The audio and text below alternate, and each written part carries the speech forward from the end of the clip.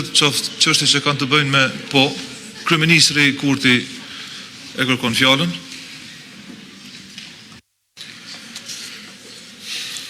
I nderuar nënkryetar Gola,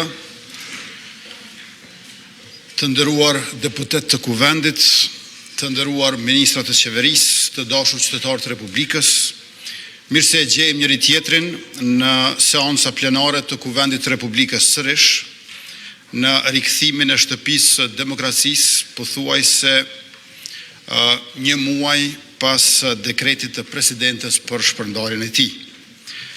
Dekreti i lëshuar ishte në shpërputhje me Kushtetutën e Republikës Kosovës dhe ka krijuar një situatë e cila kërkon qartësi, jo konfuzion,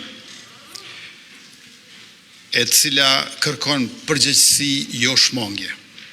Gjykata kushtetuese ka folur për natyrën e Republikës sonë demokratike parlamentare dhe për kufit që kushtetuta i vendos çdo institucioni. Në këtë rend, shpërndarja e Kuvendit nuk është instrument për të tejkaluar vështirësi politike dhe mbi të gjitha është vërtetuar e dëshmuar edhe nga gjykata kushtetuese tani që presidenti nuk mund të shpërndaj vullnetin e popullit as nën presion të afateve e të paqartësive kushtetuese. Vullneti i popullit nuk anulohet me dekrete dhe rrjedhimisht as nuk shpërndahet. Tani pas qartësimit dhe vërtetimit të kësaj të vërtetë të pamohueshme, sot nuk kemi një boshllëk institucional përpara nesh, por kemi një detyrë të qartë. Kuvendi është funksional dhe i kthehet punës tij. Mandati i deputetëve është i gjallë dhe përgjegjësia ndaj proceseve politikave publike është edhe më e madhe. Afatet kushtetuese janë në rrjedh, shteti nuk ka ndalur së vepruari dhe nuk ka asnjë arsye që ne ta ndalim atë.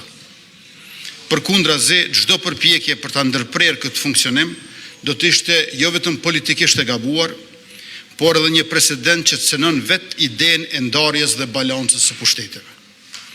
Demokracia nuk mbahet në këmbë e nuk avancon përpara, duke bllokuar punën dhe funksionin e njëra tjetrës, por duke respektuar çdo pushtet tjetër brenda kufive të përcaktuar nga vetë kushtetuta. Qytetarët presin që ne të procedojmë sa më shpejt me byron për konfiskimin e pasurisë pa justifikueshme, sepse lufta kundër korrupsionit nuk është një kapitull që hapet dhe mbyllet sipas nevojës politike, por është një vije pa ndërprerë që ndon drejtësinë nga padrejtësia. Diçka që qytetarët pa dallim partie e kërkojnë dhe e mirëpresin. Nëse qytetarët e mirëpresin, nuk ka arsye që partitë mos ta mbështesin. Ne nuk kemi ardhur këtu për të menaxhuar një realitet deformuar, por jemi përgjegjës për ta ndryshuar pozitivisht atë. Dhe ndryshimi fillon aty ku shteti e bën të qartë se çdo cent i keq përdorur nga zyrtarët publik duhet t'i kthehet atij që i takon pra qytetarit.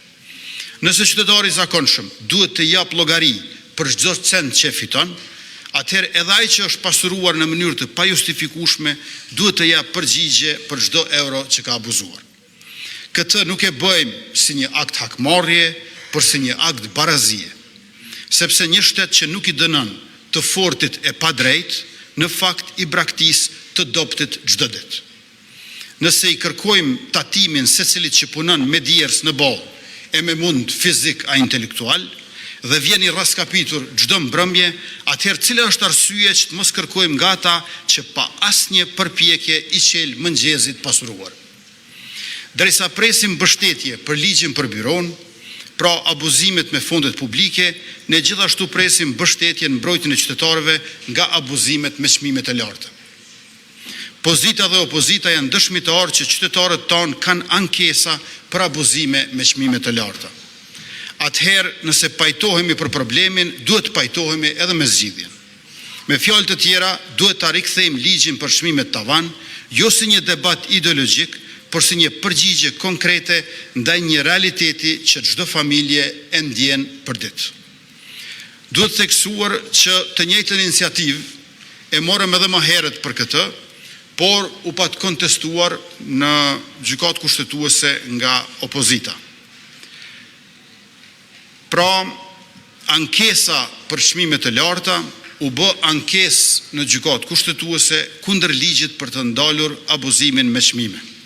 Ta shumë shpejt do risjellim këtu për ta votuar dhe presim që edhe opozita të reflektojë e të na mbështesë në këtë projekt ligj, sepse ky projekt ligj i ri, por në thelb i vjetër, i mbron nga abuzimi me çmime të larta të gjithë qytetarët, pra ata që na mbështesin neve si mazhorancë, por edhe qytetarët që mbështesin PDK, LDK, AK e kështu me radhë.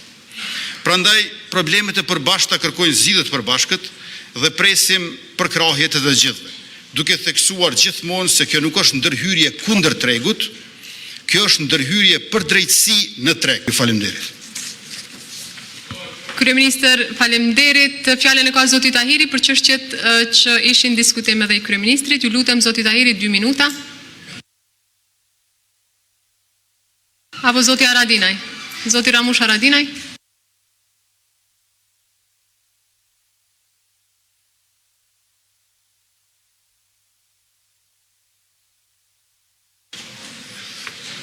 Nderuar kryetare, nderuar deputet, kabinet qeveritar, dashur qytetar, edhe ne sot erdhë mashtruesi para nesh me një mashtrim ideal. Dhe për të regoj që na mashtoj forsi para pasën të rashë Fjalorin zoti Haradinaj. Ju lutem, mashtrimi nuk është fyrje. Sot ndodhen një mashtrim këtë fjallim, ndodhen një mashtrim në këtë foltore, e po du me edhe mashku këtë mashtrim në mënyrë më të keqe të mundshme. E para, kolega që fori para me e këtu, është që sa vjetë në pushtet. Mban përgjegjësi për çmimet, mban përgjegjësi për vjedhjen që po na ndodhen në energji, për fakturat që po na vijnë. Ky dhe qeveria atij edhe ju mbani përgjegjësi dhe s'muni me i kësaj përgjegjësie në asnjë variant.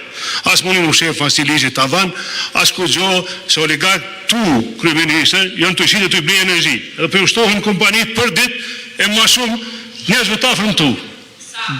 Duhet këtë një koreksi këtu në këtë rast. E dyta thot, po financohen mediat me thas.